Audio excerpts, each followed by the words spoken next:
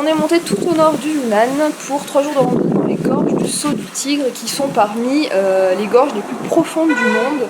Et c'est vraiment là, on est au tout début de l'Himalaya. La chaîne de l'Himalaya commence à partir d'ici. Donc c'est quand même quelque chose. Ça va être, je pense, 3 jours géniaux comme d'habitude. Hein. Les jours qu'on passe dans la nature comme ça, à faire des randos, c'est toujours les meilleurs. Allez, on vous emmène!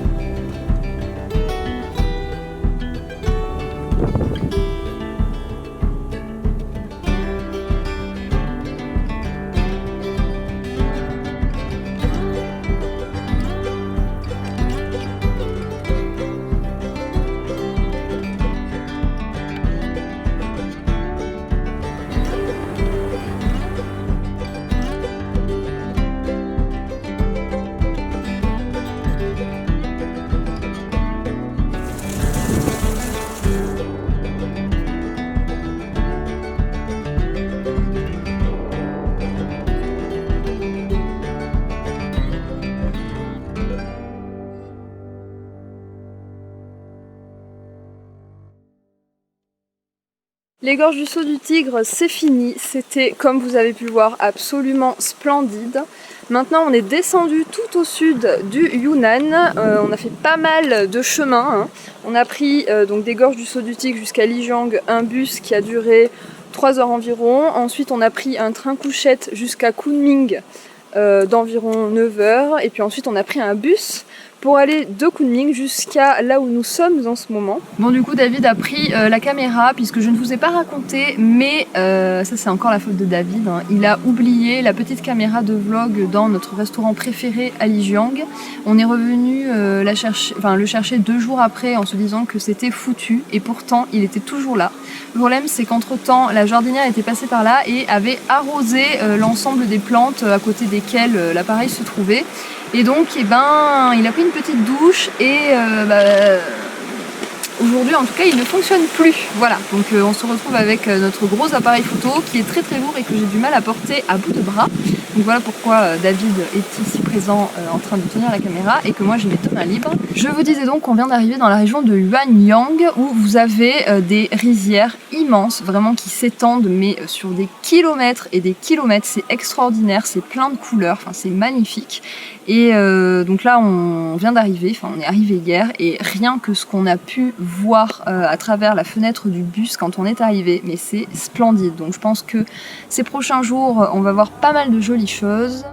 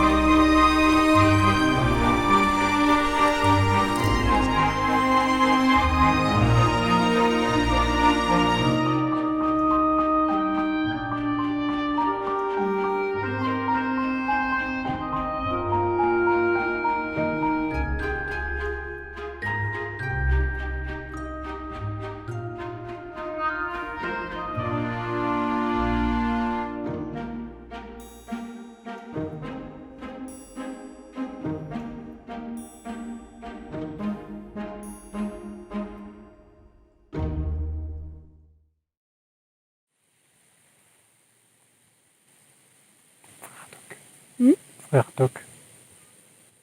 Oui, c'est vrai, t'as raison. On se trouve actuellement tout au sud du Yunnan, donc tout au sud de la Chine. On est vraiment à la frontière du Laos, dans la région du Sichuan-Bana, qui est bien connue pour le thé, notamment pour ses montagnes du thé.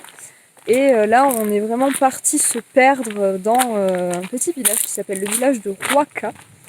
C'est un village en fait qui ne vit que du thé. Et donc là on est vraiment dans les montagnes, complètement perdu. On a trouvé enfin c'est splendide, c'est vraiment splendide, oulala, je vais me tuer. On a trouvé une guest house, vraiment, mais c'est le paradis. Je vous mettrai l'adresse dans la barre d'infos. On peut les trouver sur Booking. Donc en fait les mecs qui tiennent ça, c'est des maîtres du thé, enfin disons qu'ils fabriquent leur thé un peu partout. Pas seulement en Chine, ils ont aussi des ateliers de fabrication en Thaïlande et au Laos notamment. Là on est en train de se promener dans les champs de thé, donc là vous voyez tout derrière moi là. Tout ça, c'est du thé. Il y a du thé partout, des théiers partout. Et en fait le thé se récolte surtout au printemps, c'est là qu'il est le meilleur. Et il y a une deuxième récolte en automne et parfois en été. Jamais en hiver, donc là on est en décembre, c'est pour ça que là le village est un peu endormi. On vous a dit qu'en hiver, du coup, les gens buvaient et mangeaient pour passer le temps. Donc voilà, donc on peut pas vous montrer comment ça marche le thé puisque il se passe rien. Là, il faut couper juste là, ça. Hein. Il faut prendre les deux feuilles et le petit bourgeon. C'est comme ça que ça marche. Voilà. Donc maintenant vous saurez, hein, si vous croisez des théiers. Et donc c'est ici la région du thé puer. Donc bon, on a appris vraiment énormément de choses sur le thé depuis qu'on est là. En fait on communique beaucoup avec Google Translate. Vraiment c'est un outil mais magnifique. On regrette du coup un peu, même beaucoup, de ne pas parler chinois. D'ailleurs on commence à se dire que on commence à savoir dire 2-3 choses, à reconnaître des mots dans ce que les gens nous disent, et on sent qu'on va partir de la Chine au moment où on pourrait commencer sérieusement à se mettre à apprendre le chinois. C'est un peu frustrant, mais bon. Donc Google Translate nous a aidés jusque-là et continue, donc vraiment grâce à lui, on a pu discuter avec ces gens qui sont passionnés par le thé et à apprendre plein de choses. Et donc ils nous ont parlé notamment du thé puer. C'est un thé en fait de connaisseurs que l'on trouve assez peu en Europe, enfin en tout cas quand on n'est pas connaisseur, on ne le connaît pas forcément. C'est un thé qu'on retrouve souvent sous les appellations thé sombre, donc ça se distingue vraiment du thé noir, thé sombre ou alors thé post-fermenté. Ou voilà, si vous êtes connaisseur, vous pouvez arriver dans la maison de thé et demander du thé puer. Voilà, et ça a un goût assez fort, assez amer, qui vient du coup de la fermentation. Mais ils font pas que du thé puer ici. Oui, et j'ai oublié de vous dire quelque chose de très important. Aujourd'hui, nous sommes le 25 décembre, c'est-à-dire que nous avons passé le réveillon de Noël loin de nos familles, tous les deux. C'est pas la première fois, c'est même la troisième. Donc voilà, nous sommes le 25 décembre. En fait, il s'avère que dans ce petit village de Huaca, ou même peut-être un peu plus largement dans la province un peu autour, enfin je sais pas trop, bizarrement, ils fêtent un nouvel an. Ces 2 derniers jours, on fêtait le nouvel an. Donc il y a des pétards qui pètent tout le temps. Il y a des chants, on est allé manger chez les voisins.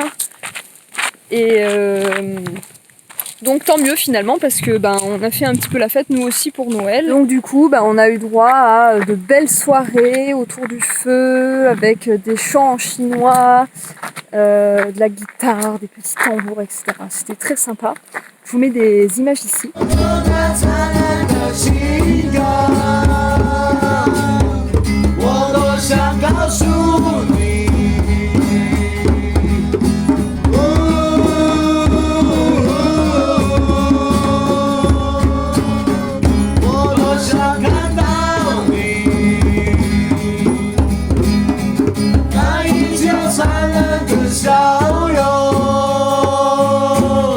再一次释放自己。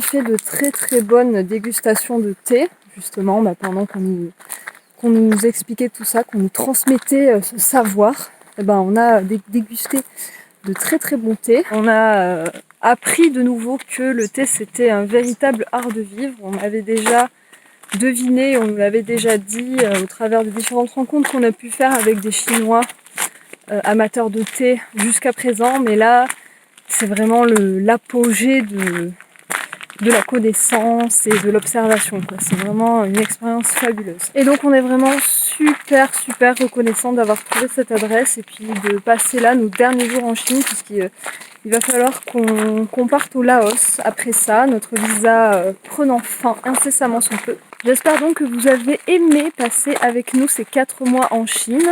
3 mois en Chine continentale et 1 mois à Hong Kong. C'est là que notre aventure chinoise se termine.